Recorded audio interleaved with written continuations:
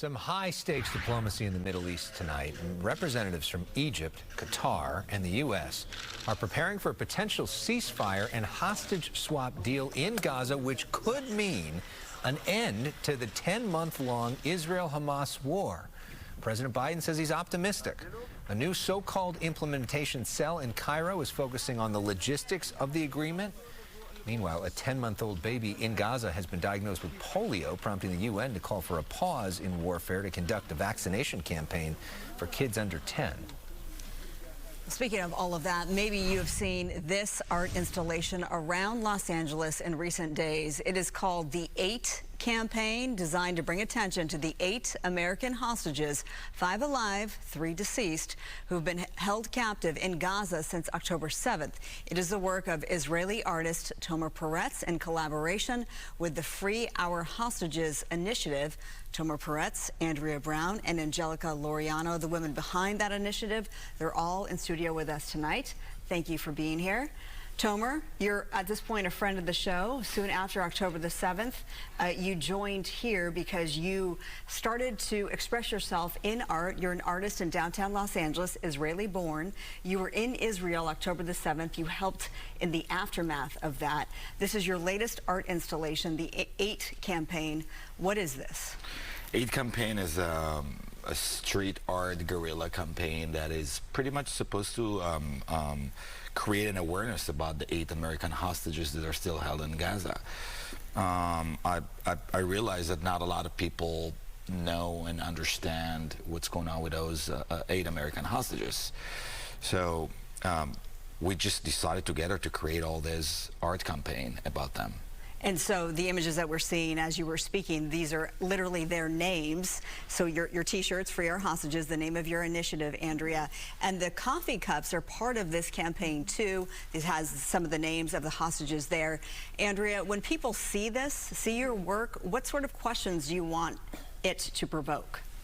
I think the most important thing is just who are the hostages? Who are these people?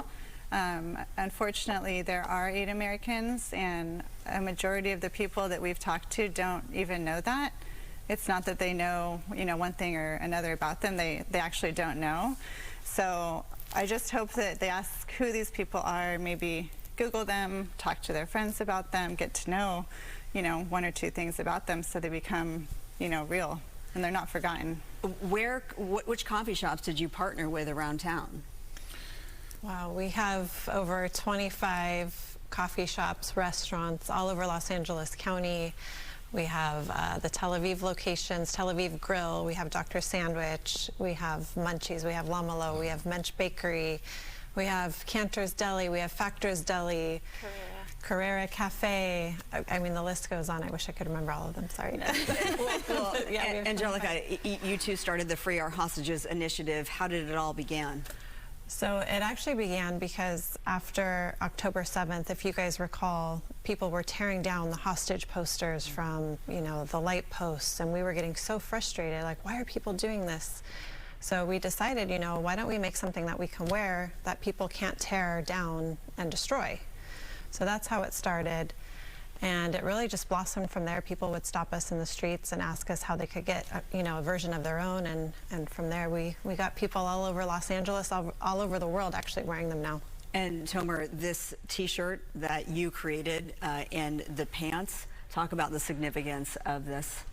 It started with the pants, with the sweatpants of Naama Levy, the bloody sweatpants. I've been showing these pants like around the city a few times, and they're massive. They're massive. It's 20 foot, and then when we've met, the idea was to let's just take your amazing Free Hostages design to the next level, and let's create like 20-foot T-shirt and put it on a building.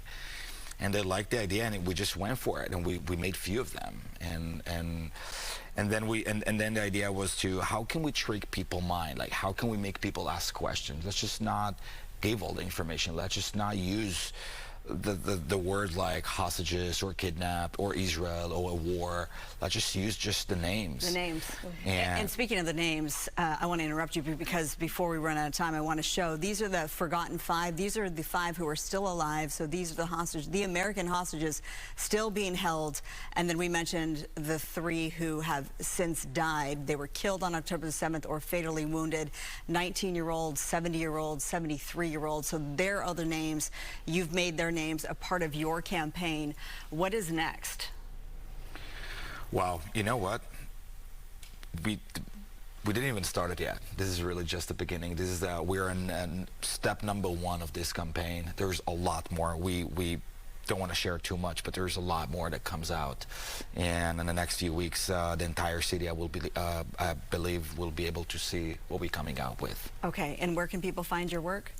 My website, tomerperetz.com, Instagram. Okay, and the Free Our Hostages initiative, easily available? Yeah, same, freeourhostages.com, and the same on Instagram. Okay, well, thanks for being here and sharing your message. Very important these days to not forget the American hostages being held. Tomer, Andrea, Angelica, thanks for being here. Thank you. Thank you so much, Marla.